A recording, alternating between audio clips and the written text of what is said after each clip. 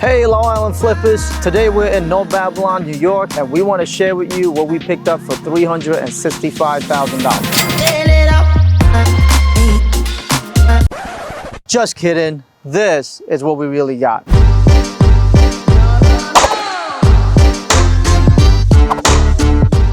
So, those of you who don't know me, my name is Okar Reinstein, the leader of Team Okar at Realty Connect USA. We are one of the top producing team on Long Island, but here's one thing that most people didn't know about us. Not only that we help clients buy and sell their personal properties, we are also real estate investors on Long Island, New York, and also nationwide. We buy houses in New York, Florida, and other states for multiple reasons. We have short-term rentals, long-term rentals, fits and flips like this one, and we also buy land to do new construction. Many people think good deals only come off market. But here's the surprise. A lot of the times, like a house like this, we actually get it on market as well from other realtors. Let's talk about the details of this property. When I received a phone call from a realtor, he sounded a little discouraged. He said to me, Okar, I got a house in North Babylon that I know a lot of people are not gonna touch. The house needs a lot of work and the entire basement is molded. I don't know if you are going to like this house. I told him, I'll be there in 15 minutes. You wait right there. And just like that, I pulled up, and I gotta tell you, he was wrong about the house. I pulled up, the first thing that I noticed was the windows were nice, the roof was brand new. This is actually in a much better condition than a lot of the houses that we have bought. Once I went inside, I really knew what he was talking about because the entire interior was a mess. There was mold everywhere downstairs. And the upstairs, there are some good characteristics of the house that I really liked. There were hardwood floors. The walls didn't need much replacing, so the sheetrocks were fine. There was carpet, but it was over some of the wood floors that we can easily refinish and bring them back to life. The bathrooms, well, I don't even know how to say this. They had a vanity next to the tub. Who has a vanity next to the tub? It's supposed to be a vanity, a toilet, and a tub. So the entire vanity was molded and was falling apart. The house needed a lot of work on the inside. So it took me, I would say, about 15 minutes to look at the house. There were things that when you're looking at a home, you want to pay attention to, like the roof, the windows, the siding, the mechanicals like boiler system, you know, the heavy, expensive ticket items. Everything else can be fixed, it just takes time. So we started talking about the offer that we're gonna make, you know, what the homeowner is looking for to make the deal happen. So this is when analyzing the deal is most important because you want to be able to offer the most amount of money. So this way it works out for the homeowners, but you also don't want to make a mistake where you offer too much and you end up with very little profit or no profit, because then what's the point of doing this, right? Now when the time comes to make a deal, you really got to listen to what the seller is looking for. If you can meet the seller needs, then they can be a little bit flexible on the pricing and it works out for both parties. This seller needed to get out of this house in less than 2 weeks, and we were able to do that. So we were able to get the house for $365,000. Because we buy cash, there's no appraisal. Because we buy as is, there's no home inspection. And we actually let a homeowner leave all their belongings, whatever it is that they don't want in the house, so they don't have to empty the house. We make it so it's convenient for the homeowner and it's an easy and stress-free deal. So when the deal was made, this is how I had it broken down. I run the comps in the area, and house like this, the comp is somewhere around $550,000. The renovation, I figure, is gonna cost me anywhere from $70,000 to $80,000. And then you got your closing costs, and you got your realtor fees at the end when you sell it, and your holding costs. So you keep all that into considerations when you make the offer. So we offer $365,000 plus the renovations and all the costs. We should be somewhere around $480,000. So that will give us roughly about $70,000 profits if everything goes right. So this is what we did. First thing was we removed the carpets. Then we removed all the wood panelings. There were actually sheetrocks behind these walls. There was so much glue though, so we had to redo all these walls anyways. Then we added light-ins. So everybody wants hi-hats. So we have hi-hats throughout the whole living room. And we are gonna actually patch that up. So that wall is just gonna be a TV wall without a hole in it. All right, so when you do the renovations, there's a lot of things you gotta keep in mind. Not only that, you gotta keep the budget in mind, you have to think about the layout and how it works for the new families that are buying these houses. So these houses are built years ago where they really didn't have a TV wall. You know, for example, this wall here, we could have go ahead and just have it the way it is and put up an expensive railing, or we could just sheetrock it in and make that a TV wall. Not only that, the layout wise, it works better for the new family. It saves you a ton of money and you stay within your budget, and now the house price does not have to go up when you go and sell it. Now, when designing a kitchen, it's important that you redesign it to multiple different ways, right? Because moving plumbing, electric, removing headers and load-bearing wall, it can all be very costly. So, depends on your budget, you want to design the kitchen in a couple different ways. Obviously, they all have to work for the new owners and they have to meet the budget. So for this kitchen, we went with the design where you didn't remove the load-bearing wall, make it an open island, but we went with a design that gives you plenty of counter space without removing the wall. It didn't take away from the kitchen.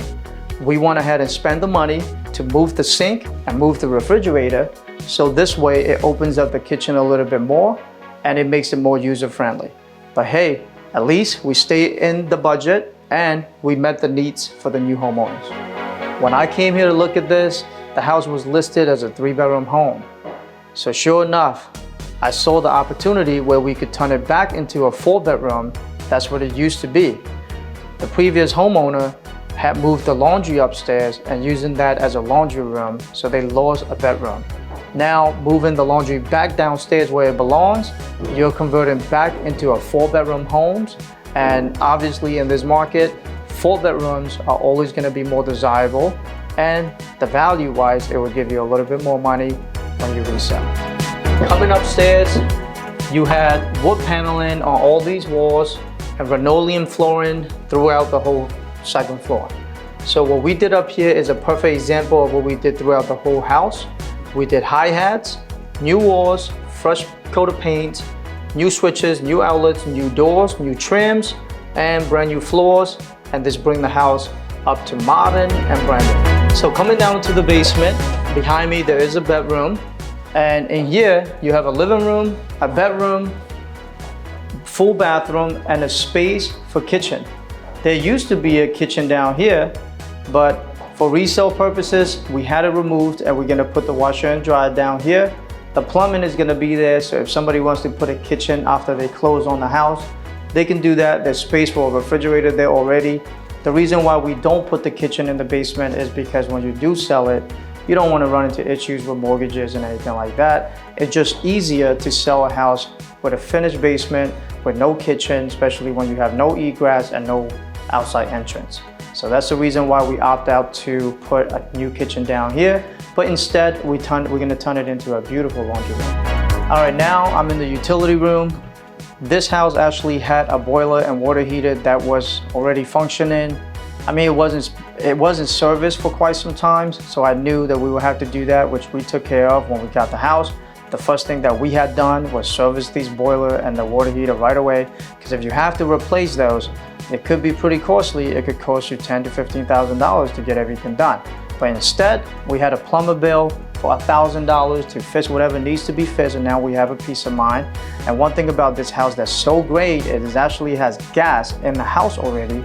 So I know for the new owners who are going to be buying the house at some point, if they want to replace that boiler, they can convert to gas. There's gas in the house already and the gas line is already ran. Okay, so now we kept a little secret from you, and this is a big reveal. So this property had an in-ground swimming pool, okay? So this is going to be a huge selling point for this house. People are gonna love it, especially for the price point that we're in. Not a lot of homes with in-ground pool like this. However, for flippers, pay close attention because swimming pool are a big issue for a lot of flippers. waters, okay? So whenever I'm looking at a house, if there is an in-ground pool, I am always concerned because it is such a gamble when it comes to swimming pools. Especially when we bought this house, the pool hasn't been open in a couple of years and it was cold, it was covered, so you really don't know what you're getting yourself into. When I came here, what I did was just unstrap a couple of areas where the pool was covered, just poke my head in there. I don't recommend it, it stinks. But either way, I was able to see somewhat of it, inside, and I noticed that obviously there's still water, so the pool's still holding water. There's no way of telling what the condition of the liner is gonna be. There's no way of telling what the condition of the pump is gonna be. If it was winterized the right way, there's a lot of things that can go wrong with the swimming pool. So if you are a new flipper, just be careful buying these houses with swimming pool. However, if you are somebody who's experienced and have done a lot, do it exactly like me, inspect it as much as you can, and put that budget in your renovation budget to either have to replace a liner, replace the pump, replace the entire pool or fill it with dirt. So put in a good chunk of change in there. I would recommend somewhere around $15,000 for redoing the swimming pool if there is anything with a pool in it. So God forbid, if something goes wrong, you have the money to repair that. Now, here's the flip side. Say you get lucky like me. This pool, we've been cleaning this. We're at the pool cleaning company here for the last 2 weeks, every day cleaning, and so far no leaks, and the liner seems to be great, and the pump and everything is working in good orders. So now in a case like this, guess what? You just made yourself a good $10,000 if you left yourself with a $15,000 budget, because it only costs about $5,000 to get everything going and right, again. So that's where you're gonna make money. So your gamble does pay off if you're experienced and know what you're doing. And of course, it's gonna sell faster and it's gonna sell for more money. So shy away from the pool, but don't shy away from the pool, if you know what I mean. So this is the end, guys. This is one of those videos that I have been meaning to do for years, and I've never really had the time to do it. Now, everybody has been asking me, so I'm going to make time and start making these videos, not only for you flippers, but also for real estate agents that are looking to get into real estate investing and that are just tired of just helping people make money, but not really helping themselves make money. So I'm gonna start doing these videos more for everybody. Please give me feedback on what you thought about the video. If there's any information that I didn't provide that you're looking for, make sure you shoot a comment down below. Make sure you subscribe and like the videos and share it with other people that may be inspired to do the same thing. And please keep in mind, we as Team Okar at Realty Connect USA, we buy houses cash. We have about 5 projects going on right now in Florida. We have about 5 projects going on right now on Long Island. We have a couple in Virginia. We buy it all over, and we have investors that also buy all over the nation. So keep us in mind, off-market properties, on-market properties. If you are a homeowner, if you are also a friend that knows somebody who's selling, or even if you are a realtor that has something that you just listed, let us know. We would love to buy from you and do deals with you. We want to inspire you, and we want to make sure we help you build your generation wealth.